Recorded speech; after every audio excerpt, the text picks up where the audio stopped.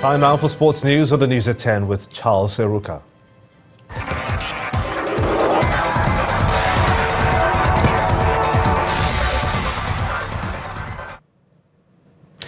Thanks, Gimba. Welcome to Sports News. The Tigers of Nigeria have become the first African team to qualify for the quarterfinals of the FIBA World Cup after defeating Greece 57 to 56 points.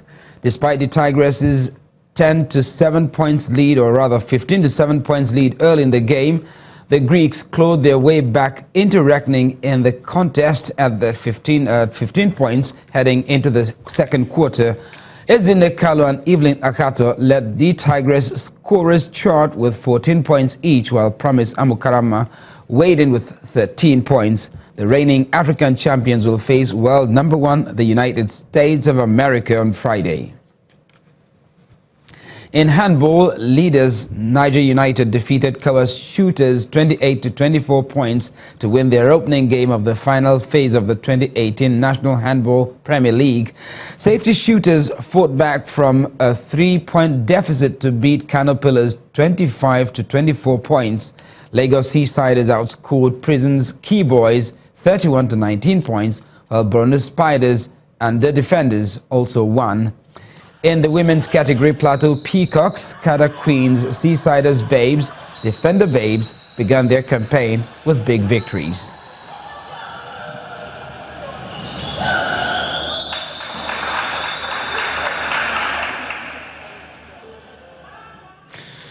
And in football, Kwara United have qualified for the quarterfinals of the 2018 ITO Cup. The Harmony Boys defeated Rivers United 1-0, courtesy of a 63rd minute goal by Shamsuddin Ashinu to seal their place in the last 8 and send Rivers United packing from the competition. Champions Aqua United needed a second half strike by Victor Mboma to beat lowly Kogi United and reach the quarterfinals. Abia Warriors made up for the dismal 5-1 defeat to Kwara United to outclass Kano Pillars 2-1. Enyimba beat Katsina United 1-0. Plateau United outscored Julius Atete 3-1, while El Kanemi Warriors and Sunshine Stars settled for a 1-0 draw, same as Rangers and Supreme Court.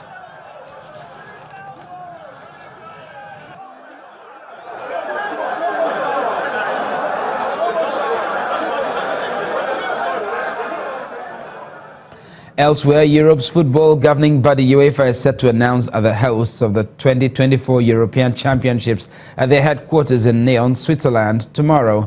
Germany and Turkey are the only two countries bidding to host the tournament as UEFA moves away from their plans for Euro 2020, where the tournament will be staged in 12 cities in 12 countries.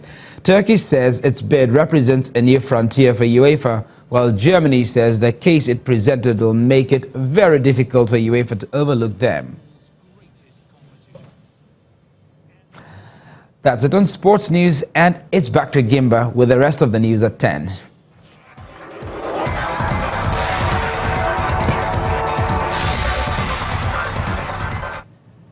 Over in South Africa, citizens have been outraged over an alleged rape of a 7-year-old girl in a restaurant toilet. The incident happened when a 20-year-old man followed her into the women's restroom before snatching her and raping her in the men's section. Police arrested the suspect at the scene and charged him with rape and possessing drugs and remanded him in custody. South Africa is said to have one of the highest incidences of rape in the world. US President Donald Trump has accused China of attempting to meddle in the upcoming middle-term elections. Trump was addressing a United Nations Security Council meeting in New York aimed at discussing countering nuclear, chemical and biological weapons. Though he did not offer proof for his claim, he said that China did not want him to win because he is the first president to ever challenge the country on trade. China has responded, though. Its foreign minister, Wang Yi, told the council that China has all along followed the principle of non-interference in other countries' domestic affairs. In my remarks yesterday to the United Nations General Assembly, I laid out my administration's commitment to building a more just and peaceful future. Regrettably, we found that China has been attempting to interfere in our upcoming 2018 election, coming up in November, against my administration. They do not want me or us to win because I am the first president ever to challenge China on trade. And we are winning on trade.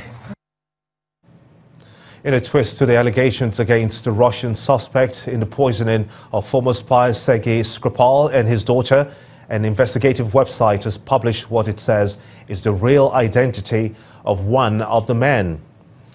Bellingcat Group claims that the suspect, whose name was given as Ruslan Bosirov, is actually Colonel Anatoly Chupiga, a soldier who served in Chechnya and was awarded the highest state award, being the Hero of the Russian Federation, usually bestowed by President Vladimir Putin.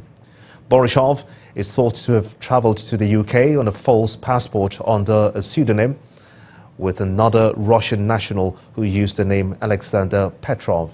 The UK has accused both men of the Novichok poisoning of Skripal and his daughter Yulia in March.